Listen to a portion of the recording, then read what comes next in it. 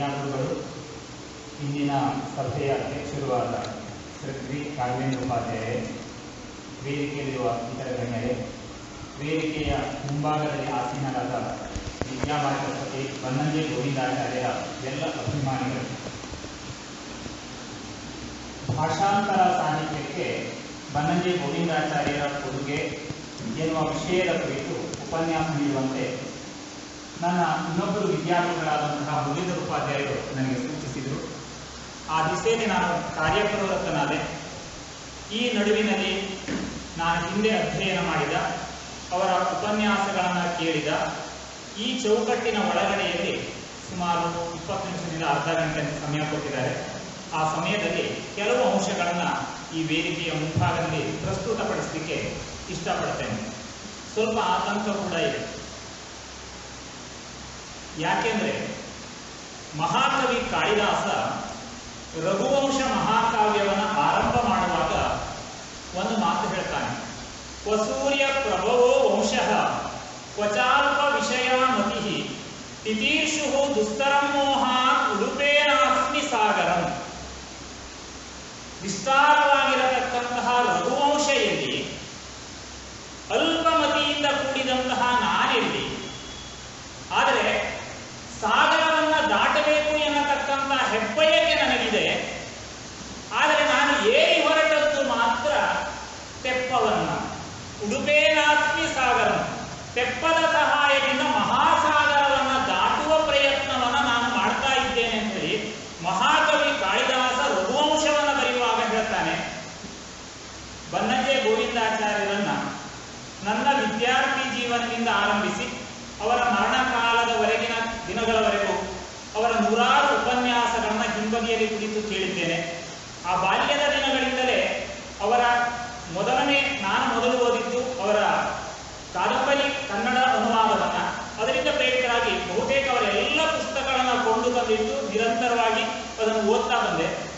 ಈಗ ಆ ಹಿನ್ನೆಲೆಯಲ್ಲಿ ಅವರನ್ನು ಪರಿಚಯಿಸುವ, ಅವರ ಅನುವಾದ ಸಾಮರ್ಥ್ಯವನ್ನು ಪರಿಚಯಿಸುವಂಥ ಎಲ್ಲ ಸಾಮರ್ಥ್ಯ ನನಗಿದೆ ಅಂತಲ್ಲ, ಆದರೆ ಕೆಲವು ಹೊಳವುಗಳನ್ನು ಕೊಡುವಂಥ ಪ್ರಯತ್ನವನ್ನು ಮಾತ್ರ ಇಲ್ಲಿ ಮಾಡ್ತೇನೆ. ಗುರುಗಳಾದಂತಹ ಶ್ರೀ ರಾಘವೇಂದ್ರ ಉಪಾಧ್ಯಾಯರಿಂದಲೇ ನನ್ನ ಕಾವ್ಯ ತರಗತಿಯಲ್ಲಿ ಒಂದು ಪಾಠವನ್ನು ನಾನು ಕಲಿತಿದ್ದೆ, ಶಿಷ್ಯೋಪದೇಶ ಅಂತ ಹೇಳಿ. ತೈತ್ತಿರೀಯ ಉಪನಿಷತ್ತಿನ ಶಿಕ್ಷಾವಲಿ. ವೇದಂ ಅನೂಚ್ಯ ಆಚಾರ್ಯ ಅಂತೇವಾಸಿನಂ ಅನುಶಾಸ್ತಿ. ವೇದಗಳನ್ನೆಲ್ಲ, ಶಾಸ್ತ್ರಗಳನ್ನೆಲ್ಲ ಕಲಿಸಿ ಆದ ನಂತರ ಗುರು ಶಿಷ್ಯನನ್ನ ಸಮೀಪದಲ್ಲಿ ಕುಳ್ಳಿರಿಸಿಕೊಂಡು, ಅಂತೇವಾಸಿ ಅಂದರೆ ಶಿಷ್ಯ, ಅವನನ್ನ ಸಮೀಪದಲ್ಲಿ ಕುಳ್ಳಿರಿಸಿಕೊಂಡು ಸಮಾಜದ ಎದುರಿನಲ್ಲಿ ನೀನು ಹೇಗೆ ಬದುಕಬೇಕು ಎನ್ನುವುದನ್ನ ಅಲ್ಲಿ ಗುರುಗಳು ಶಿಷ್ಯನಿಗೆ ಹೇಳ್ತಾರೆ. ಸತ್ಯಂ ವದ, ಧರ್ಮಂ ಚರ, ಇದೆಲ್ಲ ಬರ್ತಾ ಹೋಗ್ತದೆ. ಅಲ್ಲಿ ಬರತಕ್ಕಂಥ ಒಂದು ಬಹಳ ಮುಖ್ಯವಾದಂಥ ಮಾತು, ಸ್ವಾಧ್ಯಾಯ ಪ್ರವಚನಾಭ್ಯಾಂ ನ ಪ್ರಮದಿತವ್ಯಂ. ಸ್ವಾಧ್ಯಾಯ ಪ್ರವಚನಾಭ್ಯಾಂ ನ ಪ್ರಮದಿತವ್ಯಂ. ಅಧ್ಯಯನ ಮತ್ತು ಪ್ರವಚನ ಇವುಗಳಿಂದ ಯಾವತ್ತೂ ಕೂಡ ನೀನು ಹೊರತಾಗಿ ಇರಬೇಡ. ತವ್ಯತ್ ಪ್ರತ್ಯಯವನ್ನು ಬಳಸಿದ್ದಾರೆ. ವಿದ್ಯಾರ್ಥದಲ್ಲಿ ಮಾತ್ರ, ವಿಧಿ ಅಂದರೆ ಮಾಡಲೇಬೇಕು. ಅಧ್ಯಯನ ಮಾಡು, ಪ್ರವಚನ ಮಾಡು ಅಂತಲ್ಲ. ಅಧ್ಯಯನ ಮತ್ತು ಪ್ರವಚನ ನಿನ್ನ ಜೀವನದ ಅವಿಭಾಜ್ಯ ಅಂಗ, ಅದು ಬಿಡ್ಲಿಕ್ಕಿಲ್ಲ. ಯಾಕಂದ್ರೆ ತವ್ಯತ್ ಪ್ರತ್ಯಯವನ್ನು ಸಂಸ್ಕೃತದಲ್ಲಿ ಬಳಸುವಂಥದ್ದು ವಿದ್ಯಾರ್ಥದಲ್ಲಿ. ಇದನ್ನ ಗುರು ಶಿಷ್ಯನಿಗೆ ಹೇಳ್ತಾರೆ.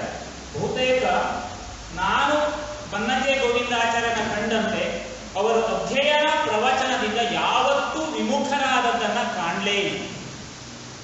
ಕೊನೆಯ ದಿನಗಳವರೆಗೂ, ಇತ್ತೀಚೆಗೆ ಒಂದು 2-4 ವರ್ಷದ ಹಿಂದೆ ನಾವು ಸಂಸ್ಕೃತ ಭಾರತೀಯರು ಸೇರಿ ಇಲ್ಲಿ ಸಂಸ್ಕೃತ ಸಮ್ಮೇಳನ ಮಾಡಿದಾಗ ಅವರನ್ನು ನಾವು ಸಾಧಾರಣ 78ರ ಹರೆಯ ಅಂತ ಅನಿಸ್ತದೆ.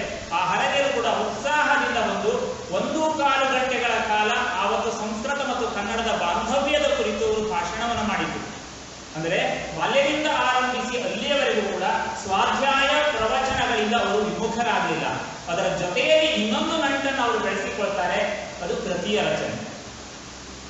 ಆ ಕೃತಿಯನ್ನು ರಚನೆ ಮಾಡುವಲ್ಲಿಯೂ ಕೂಡ ವಿಶೇಷವಾಗಿ ಸಂಸ್ಕೃತದ ಉತ್ತಮವಾದಂತಹ ಕೃತಿಗಳನ್ನು ಕನ್ನಡಕ್ಕೆ ತಂದು ಕನ್ನಡಿಗರಿಗೆ ತಲುಪಿಸುವಂತಹ ವಿಶೇಷವಾದ ಕಾರ್ಯವನ್ನ ಬನ್ನಂಜೆ ಗೋವಿಂದಾಚಾರ್ಯರು ಮಾಡಿದ್ದಾರೆ. ಇದಕ್ಕೆ ನಾನೇ ಮೂಲ ಕಾರಣ ಅಲ್ಲ ಅಂತ ಕೂಡ ಅವರು ಹೇಳ್ತಾರೆ. ಯಾಕಂದ್ರೆ ಈ ರೀತಿಯಲ್ಲಿ ಕನ್ನಡದಲ್ಲಿ ಉತ್ತಮ ಕೃತಿಯನ್ನು ಬರೆಯಲಿಕ್ಕೆ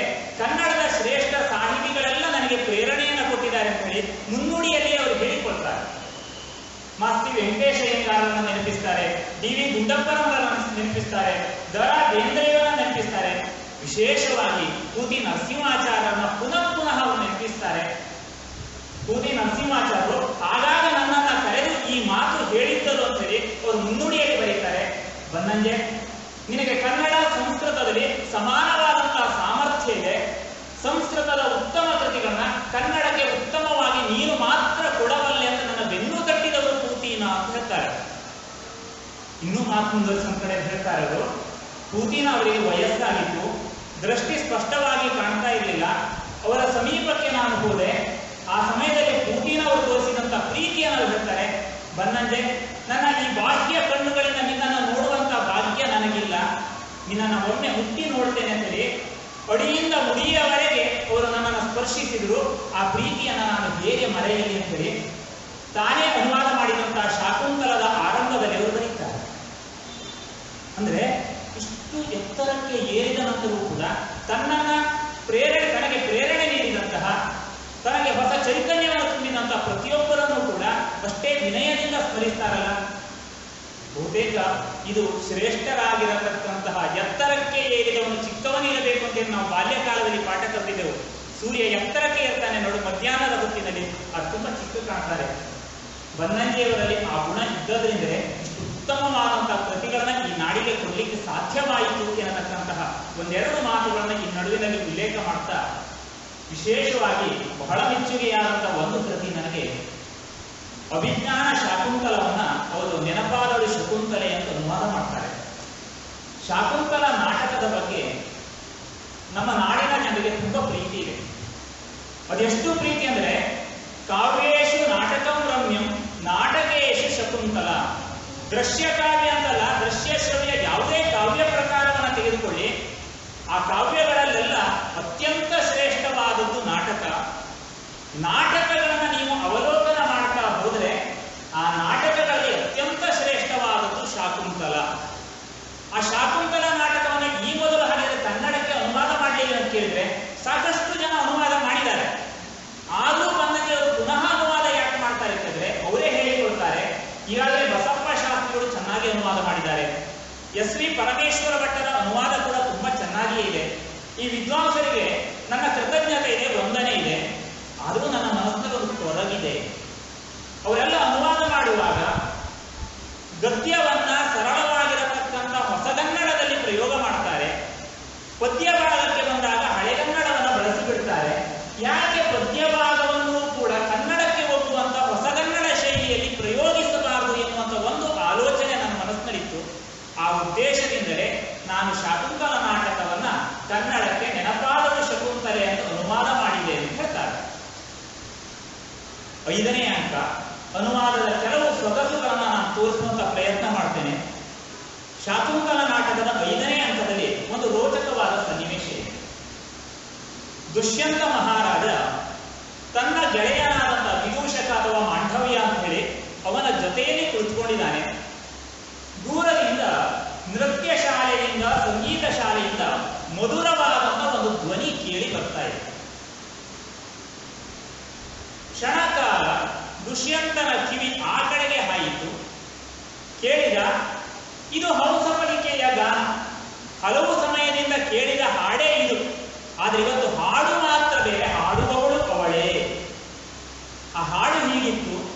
ಸಂಸ್ಕೃತದಲ್ಲಿ ಕಾಳಿದಾಸ ಹೇಳ್ತಾನೆ, ಅಭಿನವ ಮಧುಲೋಲುವಹ ತ್ವಂ ತಥಾ ಪರಿಚಿಂಬ್ಯ ಚೂತಮಂಜರಿ ಕಮಲ ವಸತಿ ಮಾತ್ರ ನಿರುದತೋ ಮಧುಕರ ವಿಸ್ಮೃತೋಸಿ ಏನಾಂ ಕಥಂ. ಹಂಸಪದಿಕೆ ಹಾಡ್ತಾ ಇದ್ದಾಳೆ. ಸಂಗೀತ ಶಾಲೆಯಲ್ಲಿ ಹಾಡ್ತಾ ಇರತಕ್ಕಂತಹ ಹಂಸಪದಿಕೆಗೆ ಹಾಡುವುದು ಮಾತ್ರ ಉದ್ದೇಶ ಅಲ್ಲ, ನನ್ನ ಧ್ವನಿಯನ್ನ ದುಷ್ಯಂತ ಕೇಳಬೇಕು ಅಂತಿದೆ. ಯಾಕೆಂತ ಕೇಳಿದ್ರೆ, ಒಂದು ಕಾಲದಲ್ಲಿ ಹಂಸಪದಿಕೆಯಲ್ಲಿ ಅನುರಾಗವನ್ನ, ಪ್ರೀತಿಯನ್ನ ತೋರಿಸಿದವ ಈ ದುಷ್ಯಂತ. ರಾಜಾನಹ ಬಹುವಲ್ಲಭಾಹ, ಬಹಳಷ್ಟು ಜನ ಮಡದಿಯರನ್ನು ಹೊಂದಿದವರು. ಈಗ ಹಂಸಪದಿಕೆಯ ಬಗೆಗಿನ ಆಸೆ ಕಡಿಮೆಯಾಗಿದೆ, ವಸುಮತಿಯಲ್ಲಿ ಅನುರಕ್ತನಾಗಿದ್ದಾನೆ. ಅವಳು ಹೇಗೆ ಹೇಳಿಕೊಳ್ಬೇಕು ತನ್ನ ಭಾವವನ್ನ? ಹಾಗೆ ಈ ಹಾಡಿನ ಮೂಲಕ ಹೇಳ್ತಾಳೆ, ಹೇ ಮಧುಕರ, ಹೊಸದಾದಂತಹ ಜೇನಿನಲ್ಲಿ ಆಸಕ್ತಿ ಹೊಂದಿದಂತಹ ನೀನು ಮೊದಲು ಮಾವಿನ ಚಿಗುರನ್ನ, ಮಾವಿನ ಹೂವನ್ನ ಚುಂಬಿಸಿ ಈಗ ಅದನ್ನ ಬಿಟ್ಟು ಈಗ ಕಮಲದ ಹೂವಿನಲ್ಲಿ ಆಸಕ್ತಿಯನ್ನ ಹೊಂದಿದೆ. ಮೊದಲು ಪ್ರೀತಿಸಿದಂತಹ ಆ ಮಾವಿನ ಚಿಗುರನ ಹೂವನ್ನ ಏಕೆ ಮರೆತು ಬಿಟ್ಟಿ? ನನ್ನನ್ನ ನೀನು ಮರೆತು ವಸುಮತಿಯಲ್ಲಿ ಅನುರಕ್ತನಾಗಿದ್ದಿ ಎನ್ನುವುದನ್ನ ಅಲ್ಲಿ ಕಾಳಿದಾಸ ಈ ರೀತಿ ಹೇಳಿದ್ದಾನೆ. ಅದನ್ನ ಬನ್ನಂಜೆಯವರು ಕಟ್ಟಿಕೊಟ್ಟ ನೀತಿ ನೋಡಿ, ಬಹಳ ಚೆನ್ನಾಗಿದೆ. ಹೊಸ ಜೇನಿಗಾಗಿ ಹಾತೊರೆವ ಓ ತುಂಬಿ, ಹೊಸ ಜೇನಿಗಾಗಿ ಹಾತೊರೆವ ಓ ತುಂಬಿ, ಹಾಗೆ ಮಾಂದಳಿರನ್ನ ಕಾಡಿ ಮುದ್ದಾಡಿ. ಪರಿಚುಂಬಿಯ ಚೂತಮಂಜರಿ ಎನ್ನುವುದನ್ನ ಚುಂಬಿಸಿ ಅಂತ ಹೇಳ್ಬೋದಿತ್ತು. ಬನ್ನಂಜಿಯವರಿಗೆ ಅಷ್ಟೇ ಹೇಳಿದರೆ ತೃಪ್ತಿ ಇಲ್ಲ. ಬರೇ ಚುಂಬಿಸುವುದಲ್ಲ, ಕಾಡಿ ಮುದ್ದಾಡಿ. ಹಾಗಾಗಿ ಹಾಗೆ ಮಾಂದಳಿರನ್ನ ಕಾಡಿ ಮುದ್ದಾಡಿ ಕಮಲದಾಸರೆ ದೊರಕಿದ ಆ ಕ್ಷಣಕ್ಕೆ ಹೀಗೆ ಅಲ್ಲಿ ವೇದನೆ ಇದೆ, ನೋವಿದೆ. ಕಮಲದಾಸರೆ ದೊರಕಿದ ಆ ಕ್ಷಣಕ್ಕೆ ಹೀಗೆ ಮರೆತೆ ಬಿಟ್ಟೆಯೋ, ನೋವು ಬೇಕಲ್ಲ, ಅಷ್ಟು ಕಾಡಿ ಮುದ್ದಾಡಿ ಎಷ್ಟು ಸಂತೋಷದಲ್ಲಿತ್ತು, ಮರೆತು ಬಿಟ್ಟೆಯೋ ಮೊದಲ ಮೋಕೆಯನ್ನು. ಸಂಸ್ಕೃತದ ಶಬ್ದಗಳನ್ನು ಪ್ರಯೋಗ ಮಾಡೋದಿಲ್ಲ ಹೊಸ ಕನ್ನಡದಲ್ಲಿ. ಎಷ್ಟು ಮೋಕೆ, ಮೊದಲ ಪ್ರೀತಿಯನ್ನು ನೀನು ಮರೆತು ಬಿಟ್ಟು. ವಿಸ್ಮೃತೋಸಿ ಏನಾಂ ಕಥಂ, ಕಾಳಿದಾಸ ಹೇಳಿದ್ದಾನೆ, ಏನಾಂ ಕಥಂ ವಿಸ್ಮೃತೋಸಿ, ಇವಳನ್ನ ಹೇಗೆ ಮರೆತು ಬಿಟ್ಟೆ? ಇವಳನ್ನ ಅಂತ ಹೇಳುದಿಲ್ಲ, ಅವ್ರು ಹೇಳ್ತಾರೆ ಮೊದಲ ಮೋಕೆಯನ್ನು ಮರೆತು ಬಿಟ್ಟೆಯೋ. ಮೊದಲು ನನ್ನನ್ನು ಈ ಹಂಸಪದಿಕೆಯನ್ನು ಪ್ರೀತಿಸಿದ್ದೆಯಲ್ಲ, ಅವಳನ್ನ ಮರೆತು ಬಿಟ್ಟೆ ನೀನು. ಕಾಳಿದಾಸನಿಗೆ ಈ ಕಥೆ ಮುಖ್ಯವೇ ಅಲ್ಲ. ಸ್ವಾರಸ್ಯ ಇರುವುದು ಇಲ್ಲಿ. ಈಗಾಗಲೇ ಕಣ್ವರ ಆಶ್ರಮಕ್ಕೆ ಹೋಗಿರುವಂತಹ ದುಷ್ಯಂತ ಮಹಾರಾಜ ಅಲ್ಲಿರುವಂತಹ ಅವರ ಸಾಕುಮಗಳಾದ ಶಕುಂತಲೆಯನ್ನ ಗಾಂಧರ್ವ ರೀತಿಯಿಂದ ವಿವಾಹವಾಗಿದ್ದಾನೆ. ಮತ್ತೆ ಹಸ್ತಿನಾಪುರಕ್ಕೆ ಹಿಂತಿರುಗಿ ಬಂದಿದ್ದಾನೆ. ಕೆಲವು ದಿವಸಗಳಲ್ಲಿ ನಿನ್ನನ್ನು ರಾಜೋಚಿತವಾಗಿ ಕರೆಸಿಕೊಳ್ಳುತ್ತೇನೆ ಅಂತ ಹೇಳಿದ್ದಾನೆ. ನಡುವಿನಲ್ಲಿ ಕಥೆ ಬದಲಾಗಿದೆ.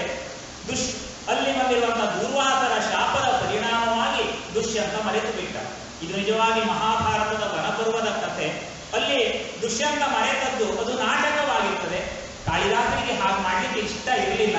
ಹಾಗಾಗಿ ಅಲ್ಲಿ ದುರ್ವಾಸರನ್ನ ತರ್ತಾನೆ. ದೂರ್ವಾಸರ ಶಾಪದ ಪರಿಣಾಮವಾಗಿ ಇಲ್ಲಿ ದುಷ್ಯಂತ ಮಹಾರಾಜ ಶಕುಂತಲೆಯನ್ನ ಮರೆತಿದ್ದಾನೆ. ಆ ಸನ್ನಿವೇಶವನ್ನ ಪ್ರತಿನಿಧಿಸುವುದಕ್ಕೋಸ್ಕರ ಕಾಳಿದಾಸ ಈ ತಂತ್ರಗಾರಿಕೆಯನ್ನು ನಿಭಾಯಿಸ್ತಾನೆ. ಮುಂದಿನ ಮಾತು ಅದೇ ರೀತಿಯಲ್ಲಿ ರೋಚಕವಾಗಿದೆ ನೋಡಿ. ಹಾಗಾದರೆ ಈ ಹಂಸಪದಿಕೆಯನ್ನು ಸಮಾಧಾನ ಮಾಡುವುದು ಹೇಗೆ? ಮಾಂಡವ್ಯ, ನಿನಗೆ ಗೊತ್ತಿದೆ ಅವಳನ್ನ ಹೇಗೆ ಸಮಾಧಾನ ಮಾಡಬೇಕು ಅಂತ ಹೇಳಿ. ಹೋಗು, ನೀನು ಸಮಾಧಾನ ಮಾಡುವಂತವನು ಕಳಿಸಿದ. ಏಕಾಂತ ಬೇಕಾಗಿದೆ ದುಷ್ಯಂತನಿಗೆ. ಮನಸ್ಸಿನಲ್ಲಿ ಯಾವುದೋ ವೇದನೆ ಕಾಡ್ತಾ ಇದೆ. ನಿಜವಾಗಿ ಯೋಚನೆ ಮಾಡ್ತಾನೆ, ನಾನು ಯಾವ ವಸ್ತುವನ್ನು ಕಳೆದುಕೊಂಡಿಲ್ಲ, ನಾನು ಪ್ರೀತಿಸಿದಂತ ಯಾವ ವಸ್ತುವೂ ಕೂಡ ನನ್ನಿಂದ ದೂರ ಆಗಿಲ್ಲ, ನಾನು ಮರೆತಿದ್ದೇನೆ ಎನ್ನುವುದೇ ಅವನಿಗೆ ಮರೆತು ಹೋಗಿದೆ. ಶಕುಂತಲೆಯನ್ನ ಮರೆತಿದ್ದೇನೆ ಎನ್ನುವುದೂ ನೆನಪಿಲ್ಲ ಅವನಿಗೆ. ಹಾಗಾಗಿ ನಾನು ಯಾವ ವಸ್ತುವನ್ನು ಕಳೆದುಕೊಂಡಿಲ್ಲ, ಆದರೆ ನನ್ನ ಮನಸ್ಸು ಯಾಕೆ ಉದ್ವೇಗಕ್ಕೆ ಒಳಗಾಗುತ್ತಾ ಇದೆ. ಆಗ ಕಾಳಿದಾಸ ಸಂದರ್ಭಕ್ಕೆ ಒಂದು ಚಂದದ ಶ್ಲೋಕ ಕಟ್ಟಿಕೊಡ್ತಾನೆ. ರಮ್ಯಾಣಿ ವೀಕ್ಷ್ಯ ಮಧುರಾಂಶ್ಚ ನಿಶಮ್ಯ ಶಬ್ದ ಪರ್ಯುತ್ಸುಕೀ ಭವತಿ ಯತ್ ಸುಖಿತೋಪಿ ಜಂತು ತಚ್ಚೇತಸಾ ಸ್ಮರತಿ ನೂನ ಮಬೋಧ ಪೂರ್ವಂ ಭಾವಸ್ಥಿರಾಣಿ ಜನನಾಂತರ ಸೌರದಾನಿ. ನೋಡಿ, ಅತ್ಯಂತ ರಮಣೀಯವಾದ ವಸ್ತುಗಳನ್ನ ನೋಡಿದಾಗ, ಮಧುರವಾದಂತಹ ಸಂಗೀತವನ್ನ ಕೇಳಿದಾಗ ನೆಮ್ಮದಿಯಲ್ಲಿದ್ದವನ ಮನಸ್ಸು ಕೂಡ ಒಂದು ಕ್ಷಣ ತಳಮಳಕ್ಕೆ ಒಳಗಾಗುತ್ತದೆ, ಉದ್ವೇಗಕ್ಕೆ ಒಳಗಾಗುತ್ತದೆ. ಯಾವುದೋ ವಸ್ತುವನ್ನು ನಾನು ಕಳೆದುಕೊಂಡಿದ್ದೇನೋ, ನನಗಿನ್ನೇನೋ ಬೇಕಾಗಿದೆಯೋ ಎನ್ನುವ ಭಾವನೆ.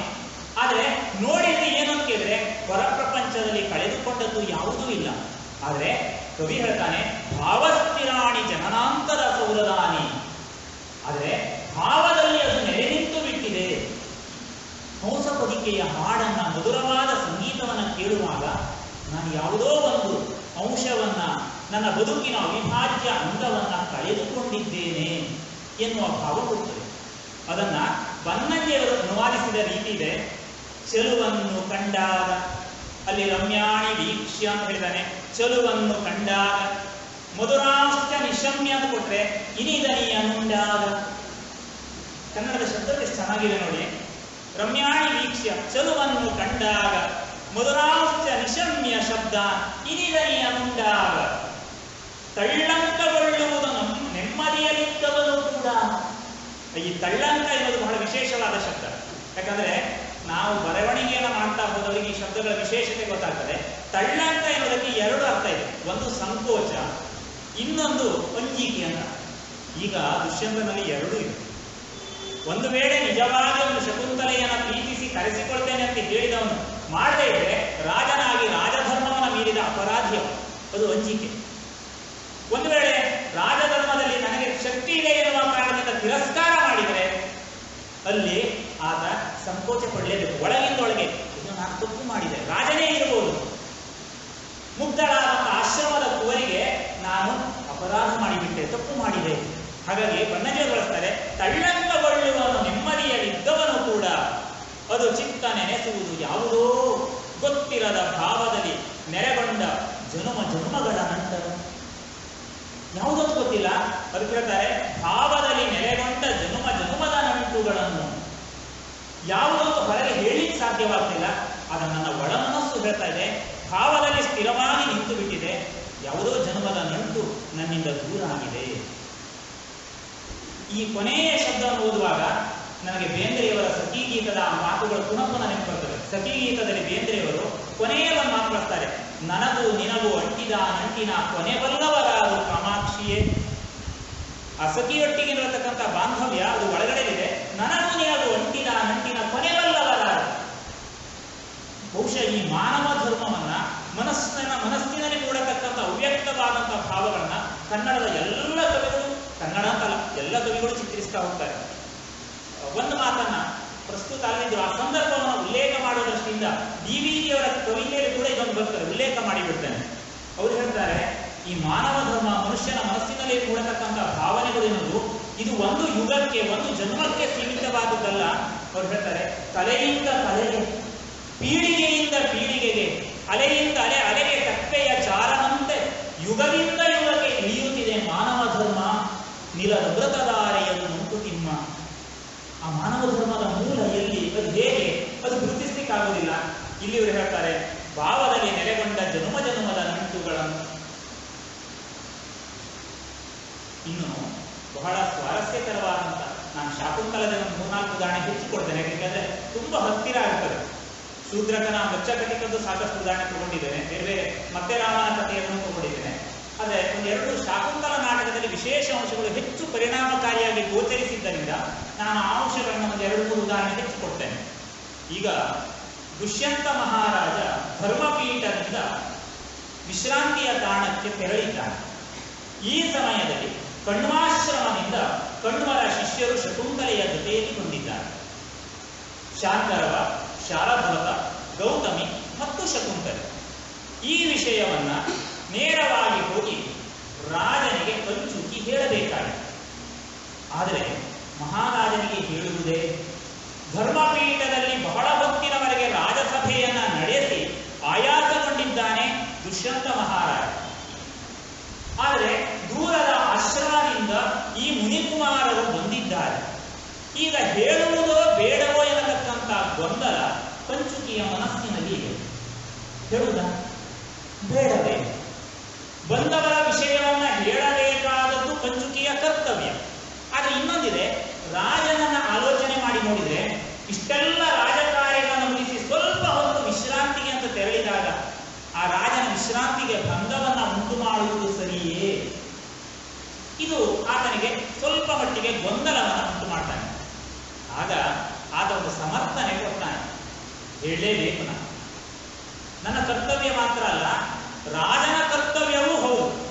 ಯಾಕಂದ್ರೆ ರಾಜನಾದವನಿಗೆ ಯಾರು ಲೋಕರಕ್ಷಣೆಯ ಭಾರವನ್ನ ಹೊತ್ತಿರ್ತಾರೆ ಅವರಿಗೆ ವಿಶ್ರಾಂತಿ ಎನ್ನುವಂಥದ್ದು ಇಲ್ಲ.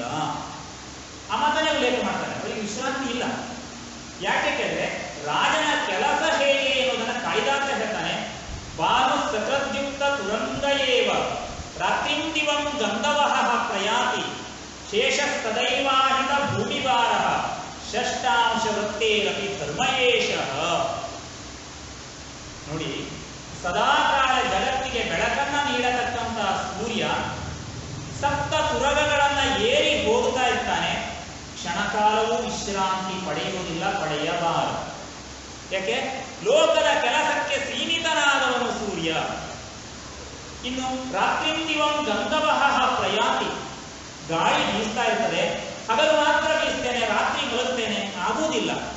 ರಾತ್ರಿಂದಿವಂ ಗಂಧವಹ ಪ್ರಯಾತಿ, ಗಾಳಿ ಬೀಸಿ ಬಿಡಬೇಕು, ಕ್ಷಣ ಮಾತ್ರವೂ ನಿಲ್ಲಿಕ್ಕಿಲ್ಲ. ಶೇಷ ಸದೈವಾಹಿತ ಭೂತಿವಾರ, ಸಹಸ್ರ ಹೆಡೆಯ ಆ ಆದಿಶೇಷ ಈ ಭೂಮಂಡಲವನ್ನು ಹೊತ್ತಿದ್ದಾನೆ. ಪುರಾಣದ ಪರಿಕಲ್ಪನೆ, ಅವನು ಕ್ಷಣಕಾಲವೂ ಕೂಡ ತನ್ನ ಹೆಡೆಯನ್ನು ಬಗ್ಗಿಸುವಂತೆ ಇಲ್ಲ. ಆಯಾಸವಾಗಿದೆ, ಒಮ್ಮೆ ಭಾರವನ್ನು ಕೆಳಗೆ ಇಳಿಸ್ತೇನೆ, ಇಳಿಸ್ಲಿಕ್ಕಿಲ್ಲ. ಹಾಗಾದ್ರೆ ಷಷ್ಟಾಂಶ ವೃತ್ತೇರಪಿ ಧರ್ಮಯೇಷ, ಪ್ರಜೆಗಳ ಆದಾಯದ 6ನೇ 1 ಭಾಗವನ್ನು ಸ್ವೀಕರಿಸುವಂತಹ ರಾಜನೂ ಕೂಡ ಈ ಧರ್ಮವನ್ನು ಪಾಲಿಸಬೇಕು. ಷಷ್ಟಾಂಶ ವೃತ್ತೇರಪಿ, ಯಾಕೆ ಕೇಳಿದ್ರೆ ಅದು ಅನಿವಾರ್ಯ. ಅವನಿಗೆ ಪ್ರಜೆಗಳ ಆದಾಯವನ್ನು ಸ್ವೀಕರಿಸಿದಂತ ಋಣ ಅವನ ಮೇಲಿದೆ. ಆ ಋಣವನ್ನು ತೀರಿಸಬೇಕು ಅಂತಾದ್ರೆ ಪ್ರಜೆಗಳು ಯಾವುದೇ ಕ್ಷಣದಲ್ಲಿ ಬಂದು ತಮ್ಮ ಸಮಸ್ಯೆಯನ್ನು ಹೇಳಿದರೂ ಕೂಡ ಉತ್ತರವನ್ನು ಕೊಡಬೇಕಾಗುತ್ತದೆ. ಇದು ಘಟನೆ.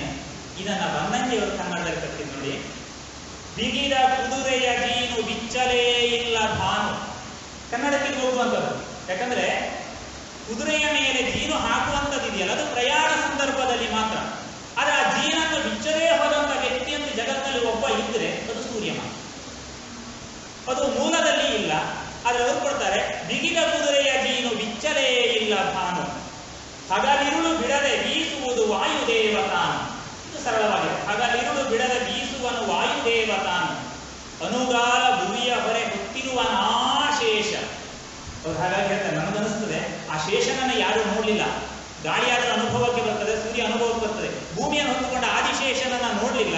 ಬಹುಶಃ ಆತ್ಮನಿಗೋಸ್ಕರ ಹೇಳ್ತಾರೆ ಅವರು, ಅನುಗಾಲ ಭುವಿಯ ಹೊರೆ ಹೊತ್ತಿರುವ ನಾಶೇಷ. ಅವ್ರು ಹೇಳ್ತಾರಲ್ಲ, ಪುರಾಣದಲ್ಲಿ ಹೇಳ್ತಾರಲ್ಲ, ಆ ಶೇಷ 1000 ಹೆಡೆಯ ಶೇಷ ಅಂತಿದ್ದಾನಲ್ಲ ಅವನು.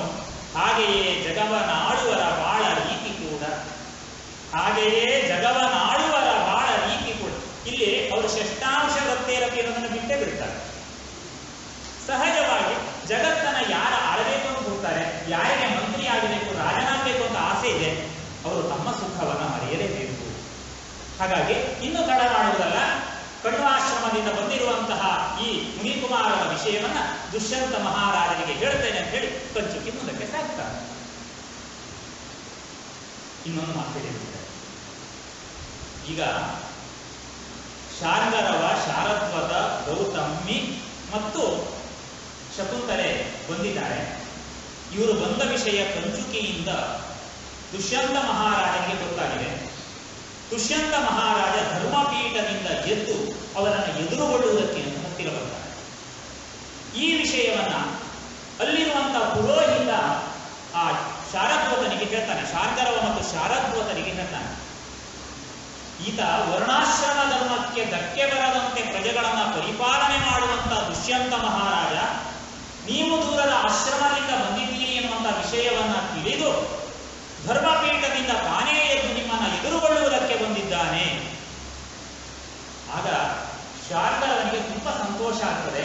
ಅವನು ಹೇಳ್ತಾನೆ, ಓ ಬ್ರಾಹ್ಮಣ, ನಿಜಕ್ಕೂ ಇದು ಹೊಗಳಬೇಕಾದ ಸಂಗತಿ, ಇದು ಹೊಗಳಬೇಕಾದ ಸಂಗತಿ. ಆದರೂ ನಾವು ಈ ಬಗ್ಗೆ ತಟಸ್ಥರು. ನಿಜವಾಗಿ ರಾಜನೊಬ್ಬ ಋಷಿಗಳನ್ನ ಎದುರುಗೊಳ್ಳಿಕ್ಕೆ ಧರ್ಮಪೀಠದಿಂದ ಎದ್ದು ಬರ್ತಾನೆ ಅಂತಾದ್ರೆ ಹೊಗಳಬೇಕಾದ ಸಂಗತಿ. ಆದರೆ ಅವರು ನೋಡಿ, ಅವರು ಯಾವುದೇ ಉದ್ವೇಗಕ್ಕೆ ಒಳಗಾಗುವವರಲ್ಲ. ಹಾಗಾಗಿ ಈ ಬಗ್ಗೆ ನಾವು ತಟಸ್ಥರಾಗಿರುವುದಕ್ಕೆ ಕಾರಣ ಇದೆ ಅಂತ ಹೇಳ್ತಾರೆ. ಇದನ್ನು ನಾವು ಅನೇಕ ಸಂದರ್ಭದಲ್ಲಿ ಸುಭಾಷಿತವಾಗಿ ಕೂಡ ಇದನ್ನು ಬಳಸ್ತೇವೆ. ಅಲ್ಲಿ ಆ ಶಾರ್ಂಗರವ ಕಾರಣ ಕೊಡ್ತಾನೆ. ಭವಂತಿ ನಮ್ರಾಹ ಕರವಃ ಫಲಾಗಮೈಹಿ ನವಾಪುಭಿಃ ದೂರ ವಿಲಂಬಿನೋ ಧನಾಃ ಅನುದ್ಧತಾಃ ಸತ್ಪುರುಷಾಃ ಸಮೃದ್ಧಿಭಿಃ ಸ್ವಭಾವ ಏವೈಷ ಪರೋಪಕಾರಿಣಾಂ. ಏನಂತ ಕೇಳಿದ್ರೆ, ಯಾವಾಗಲೂ ಹಣ್ಣು ಬಿಟ್ಟಂತ ಮರಗಳಿವೆಯಲ್ಲ, ಅವು ಯಾವತ್ತೂ ಭೂಮಿಯ ಕಡೆಗೆ ಬಾಗುತ್ತವೆ. ಉಳಿದ ಸಮಯದಲ್ಲಿ ಮೇಲಕ್ಕೆ ಮುಖ ಮಾಡಿ ಇದ್ದರೂ ಕೂಡ ಗೊನೆ ಬಿಟ್ಟ ಬಾಳೆಯ ಮರ ನೋಡಿ ಮೊದಲು ನೇರವಾಗಿರುತ್ತದೆ, ಗೊನೆ ಬಿಟ್ಟಾಗ ಭೂಮಿಯ ಕಡೆಗೆ ಬಾಗುತ್ತದೆ. ನೀರು ತುಂಬಿದಂತಹ ಮೋಡವನ್ನು ನೋಡಿ, ಬಿಳಿ ಮೋಡಗಳು ಎತ್ತರದಲ್ಲಿ ಹಾರುತ್ತವೆ. ಯಾವಾಗ ಮೋಡದಲ್ಲಿ ನೀರು ತುಂಬುತ್ತದೆ, ಭೂಮಿಯ ಕಡೆಗೆ ಬಾಗುತ್ತದೆ. ಇನ್ನು ಅನುದ್ಧತಾಃ ಸತ್ಪುರುಷಾಃ ಸಮೃದ್ಧಿಭಿಃ, ಶ್ರೇಷ್ಠರಾದಂತಹ ವ್ಯಕ್ತಿಗಳಿಗೆ ಸಂಪತ್ತು ಬಂತು ಅಂತಾದರೆ ಕೊಡುವುದಿಲ್ಲ. ಸ್ವಭಾವ ಏವೈಷ ಪರೋಪಕಾರಿಣ, ಪರೋಪಕಾರ ಮಾಡತಕ್ಕಂಥ ವ್ಯಕ್ತಿಗಳ ಸ್ವಭಾವ ಇದು. ಇದು ಕಾಳಿದಾಸ ಹೇಳಿ. ಈ ಮಾತನ್ನ ಕನ್ನಡದಲ್ಲಿ ಎಷ್ಟು ಚಂದದಲ್ಲಿ ಬಂದಿದೆ ನೋಡಿ.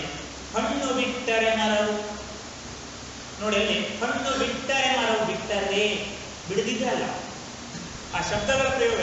ಹಣ್ಣು ಬಿಟ್ಟರೆ ಮರವು ನಿಲ್ಲುವುದು ತಗ್ಗಿ ಬಗ್ಗಿ, ಬಿಡುವುದೇ ಇದ್ರದ್ದು ಯಾವತ್ತೂ ಬಾಗುವುದಿಲ್ಲ. ಇನ್ನು ಗಾಳಿಗೆ ಕೆಳಗೆ ಬೀಳಬೇಕು ಬಿಟ್ಟರೆ ತಾನಾಗಿ ಬಾಗುವುದಿಲ್ಲ. ಹಾಗಾಗಿ ಹೇಳ್ತಾರೆ ಹಣ್ಣು ಬಿಟ್ಟರೆ ಮರವು ನಿಲ್ಲುವುದು ತಗ್ಗಿ ಬಗ್ಗಿ, ನೀರು ತುಂಬಲು ಮೋಡ ಸುರಿಸುವುದು ನುಗ್ಗಿ ಜಗ್ಗಿ. ನೀರು ತುಂಬಲು ಮೋಡ, ಅಲ್ಲಿಯವರೆಗೆ ಅದು ಕೆಳಗೆ ಬರುವುದಿಲ್ಲ, ಮೇಲೆ ಹತ್ತಿಯ ಉಂಡೆಯಂತೆ ಹಾರಿ ಹೋಗ್ತಾ ಇರ್ತದೆ. ನೀರು ತುಂಬಲು ಮೋಡ ಸುರಿಸುವುದು ನುಗ್ಗಿ ಜಗ್ಗಿ, ಐಸರಿಗೆ ಸಜ್ಜನರು ನಡೆಯುವುದಿಲ್ಲ ಬೀಗಿ, ಐಸಿರಿಗೆ ಸಜ್ಜನರು ನಡೆಯುವುದಿಲ್ಲ ಬೀಗಿ, ಉಪಕಾರಶೀಲರಿಗೆ ಇದುವೇ ನಡೆ ಸಹಜವಾಗಿ, ಉಪಕಾರಶೀಲರಿಗೆ ಇದುವೇ ನಡೆ ಸಹಜವಾಗಿ. ಸ್ವಭಾವ ಏವೈಷ ಎನ್ನುವುದಕ್ಕೆ ಸಹಜವಾಗಿ. ಇಲ್ಲೆಲ್ಲೂ ಕೂಡ ಅವರು ಸಂಸ್ಕೃತದ ಎಷ್ಟೇ ಶಬ್ದಗಳ ಸಂಪತ್ತಿದ್ರೂ ಕೂಡ ಅತ್ಯಂತ ಸರಳವಾದ ಕನ್ನಡದ ಶಬ್ದ ಸಂಪತ್ತನ್ನೇ ತಂದು ಕೊಡುವಂತಹ ಪ್ರಯತ್ನ ಮಾಡ್ತಾರೆ. ಅಂತ ಸಾಕಷ್ಟು ಉದಾಹರಣೆಗಳು ಶಾಕುಂತಲದಲ್ಲಿವೆ. ಈಗ ಇನ್ನೊಂದು ಬಹಳ ಮುಖ್ಯವಾದಂತಹ ಕೃತಿ ಅವಮಾನ ಮಾಡಿತು, ಭವಭೂತಿಯ ಉತ್ತರಾಮಚರಿತೆ. ಒಂದು ಕಾಲದಲ್ಲಿ ಉತ್ತರಾಮಚರಿತೆ ಮತ್ತು ಶಾಕುಂತಲದ ನಡುವೆ ಸ್ಪರ್ಧೆ ಏರ್ಪಟ್ಟಿದ್ದು. ನಮ್ಮನ್ನು ಕೂಡ ಇವರು ಮುನ್ನುಡಿಯಲ್ಲಿ ಬರೀತಾರೆ, ಯಾರು ಶ್ರೇಷ್ಠರು ಬಂದಿತ್ತಂತೆ. ಯಾಕಂದ್ರೆ ಕಾಳಿದಾಸ ಶ್ರೇಷ್ಠರಾದಲ್ಲೇನೋ ಹೇಳ್ತಾ ಇದ್ದಾರೆ. ಅದೇ ಕಾಲಕ್ಕೆ ಒಂದು ಪಂಗಡ ಉತ್ತರಾಮಚರಿತೆ ಅಂತ ಕೃತಿಯನ್ನ ಈ ನಾಡಿಗೆ ಕೊಟ್ಟ ಭವಭೂತಿಯೇ ಶ್ರೇಷ್ಠ. ಹಾಗಾದ್ರೆ ಒಂದು ಒಪ್ಪಂದಕ್ಕೆ ಬಂದುಬಿಡೋಣ, ಅವರಿಬ್ಬರು ಕೂಡ ಸಂಸ್ಕೃತ ಸಾಹಿತ್ಯ ಕ್ಷೇತ್ರದ ಎರಡು ಕಣ್ಣುಗಳನ್ನು ಎತ್ತಿದ್ರೆ ಮತ್ತೆ ಪ್ರಶ್ನೆ ಮಾಡಿದಂತೆ ಬಲಗಣ್ಣು ಯಾವುದು ಎಡಗಣ್ಣು ಯಾವುದು. ಅಂದ್ರೆ ಅಷ್ಟು ಸರಿಸಮಾನವಾದಂತಹ ಸ್ಪರ್ಧೆಯನ್ನ ಕೊಟ್ಟಂತಹ ಕವಿ ಭವಭೂತಿ. ಹಾಗಾಗಿ ಉತ್ತರೇ ರಾಮಚರಿತೆ ಭವಭೂತಿಯ ವಿಶಿಷ್ಯತೆ. ಉತ್ತರ ರಾಮಚರಿತೆಯನ್ನ ನೋಡಿದ ನಂತರ ಭವಭೂತಿ ಉಳಿದ ಸಾಹಿತಿಗಳಿಗಿಂತ ಉಳಿದ ಕವಿಗಳಿಗಿಂತ ವಿಶಿಷ್ಟನಾಗಿ ನಿಲ್ತಾನೆ. ಆ ಹಿನ್ನೆಲೆಯಲ್ಲಿ ಬನ್ನಗಿ ಗೋವಿಂದಾಚಾರ್ಯರು ರಾಮನ ಉತ್ತರಾರ್ಧದ ಕಥೆ, ಉತ್ತರ ಕಾಂಡದ ಕಥೆಯನ್ನ ಮತ್ತೆ ರಾಮನ ಕಥೆ ಎಂದು ಬರೀತಾರೆ. ಮತ್ತೆ ರಾಮನ ಕಥೆ, ರಾಮನ ಮುಂದಿನ ಕಥೆ. ಇಲ್ಲಿ ನಾನು ತುಂಬಾ ಅಂಶಗಳನ್ನು ಕೊಟ್ಟೆ. ಒಂದು ಕನ್ನಡದಲ್ಲಿ ಎಷ್ಟು ಚೆನ್ನಾಗಿ ಬರೀತಾರೆ. ಶೃಂಗಾರದ ಒಂದು ಘಟನೆ ಹೇಳ್ತೇನೆ. ಅರ್ಜುನ ಚಿತ್ರಕಾರ ಬಿಡಿಸಿದಂತಹ ಚಿತ್ರವನ್ನ ಏಕಾಂತದಲ್ಲಿ ರಾಮ ಸೀತೆಯರು ನೋಡ್ತಾ ಇದ್ದಾರೆ. ಹಾಗೆ ನೋಡ್ತಾ ಇದ್ದಂತೆ ಬೇರೆ ಬೇರೆ ಘಟನೆಗಳೆಲ್ಲ ಬಂದು ಹೋಗ್ತವೆ. ನಡುವಿನಲ್ಲಿ ಮಿಥಿಲೆಯಲ್ಲಿ ರಾಮ ಸೀತೆಯರ ವಿವಾಹವಾದಂತಹ ಒಂದು ಘಟನೆ ಬರ್ತದೆ. ಆ ಘಟನೆಯ ಚಿತ್ರವನ್ನ ಅರ್ಜುನ ಎನ್ನುವಂತಹ ಚಿತ್ರಕಾರ ಬಹಳ ಸೊಗಸಾಗಿ ಬಿಡಿಸಿದ್ದಾನೆ. ಆ ಚಿತ್ರವನ್ನ ನೋಡ್ತಾ ಇದ್ದಂತೆ ರಾಮ ಒಂದು ಮಾತಾಡ್ತಾನೆ. ಆ ಸಂಸ್ಕೃತದ ಕವಿತೆ ಹೇಳುವುದಿಲ್ಲ, ಕನ್ನಡದಲ್ಲಿ ಎಷ್ಟು ಚೆನ್ನಾಗಿದೆ ಅಂದ್ರೆ ಮನೆಗೆ ಹೇಳಿದ್ರು. ರಾಮ ಹೇಳ್ತಾನೆ, ಮುದ್ದು ಹೆಣ್ಣೆ ನಿನ್ನ ಚೆಲುಬಳೆಯ ಕೈಯನ್ನ, ಮುದ್ದು ಹೆಣ್ಣೆ ನಿನ್ನ ಚೆಲುಬಳೆಯ ಕೈಯನ್ನ, ಗೌತಮನು ನನ್ನ ಕೈಗಿಟ್ಟು ಖುಷಿ ಕೊಟ್ಟ, ಗೌತಮನು ನನ್ನ ಕೈಗಿಟ್ಟು ಖುಷಿ ಕೊಟ್ಟ, ಹಿಗ್ಗು ಮೈ ಪಡೆದ ಈ ಕೈ ಹಿಡಿದ ಆಕಾರ, ಹಿಗ್ಗು ಮೈ ಪಡೆದ ಈ ಕೈ ಹಿಡಿದ ಆಕಾರ, ಈಗಲೂ ನನ್ನೆದುರು ಇರುವಂತಿದೆ. ಹಿಗ್ಗು ಮೈ ಪಡೆದ ಈ ಕೈ ಹಿಡಿದ ಆಕಾರ. ಸೀತೆ ಪಕ್ಕದಲ್ಲಿ ಇದ್ದಾಳೆ, ಅವಳ ಕೈಯನ್ನ ಹಿಡಿದು ಹೇಳ್ತಾನೆ, ಹಿಗ್ಗು ಮೈ ಪಡೆದ ಈ ಕೈ ಹಿಡಿದ ಆಕಾರ ಈಗಲೂ ನನ್ನೆದುರು ಇರುವಂತಿದೆ. ಈಗಲೂ ಕೂಡ ನನ್ನ ಎದುರಿನಲ್ಲೇ ಇದ್ದಂತೆ ಅಷ್ಟು ಚಂದದಲ್ಲಿ ಈ ಅರ್ಜುನ ಚಿತ್ರವನ್ನು ಬಿಡಿಸಿದ್ದಾನೆ. ಚಿತ್ರದರ್ಶನದಲ್ಲಿ ನೋಡ್ತಾ ನೋಡ್ತಾ ಹೋಗ್ತಾ ಇದ್ದಂತೆ ಆ ಸೀತೆಯನ್ನ ಅಪಹರಣ ಮಾಡಿದಂತಹ ಘಟನೆ ಅದು ಚಿತ್ರದಲ್ಲಿ ಬರ್ತದೆ. ಸೀತೆ ಮೂರ್ಛೆ ತಪ್ಪಿ ಬೀಳ್ತಾಳೆ. ಆ ಸಮಯದಲ್ಲಿ ಅವಳನ್ನ ಮೂರ್ಛೆ ಸ್ಥಿತಿಯಲ್ಲಿ ಇರುವಾಗ ಅವಳ ಮೈ ಮೇಲೆ ಕೈಯನ್ನ ನೇವರಿಸ್ತಾ ರಾಮ ಹೇಳುವಂತ ಮಾತು, ದಾಂಪತ್ಯದ ಶ್ರೇಷ್ಠತನವನ್ನು ಹೇಳುವುದಕ್ಕೆ ಭವಭೂತಿ ಬಳಸಿದಂತ ಶ್ಲೋಕೆ ಚೆನ್ನಾಗಿದೆ ನೋಡಿ. ಅದ್ವೈತಂ ಸುಖ ದುಃಖಯೋರನುಗತಂ ಸರ್ವಾಸ್ವಸ್ಥಾಸು ಯತ್ ವಿಶ್ರಾಮೋ ಹೃದಯಸ್ಯ ಯಸ್ಯ ತೆರಸ ಯಸ್ಮಿನ್ ಮಹಾರ್ಯೋ ರಸಃ ಕಾಲೇನ ವರ್ಣಾತ್ಯಯಾತ್ ಪರಿಣತೆ ಯತ್ ಪ್ರೇಮ ಕಾರೇ ಸ್ಥಿತಂ ಭದ್ರಂ ತಸ್ಯ ಸುಮಾನುಷಸ್ಯ ಕಥಂ ಏಕಂ ಹಿ ತತ್ಪ್ರಾಪ್ಯತೆ. ದಾಂಪತ್ಯ ಎನ್ನುವುದು ಅದು ಎರಡಲ್ಲ, ಅದು ಅದ್ವೈತ ಒಂದೇ. ಅದು ಹೇಗೆ ಅನ್ನೋದನ್ನ ಇದನ್ನ ಬನ್ನಕ್ಕೆ ಕೊಡ್ತಾರೆ. ಸುಖ ದುಃಖಗಳ ಎರಕ ಒಂದೇ ಬೆಸುಗೆ. ಅಲ್ಲಿ ಸುಖದಲ್ಲಿ ಬೇರೆ ದುಃಖದಲ್ಲಿ ಬೇರೆ ಅಂತಿಲ್ಲ.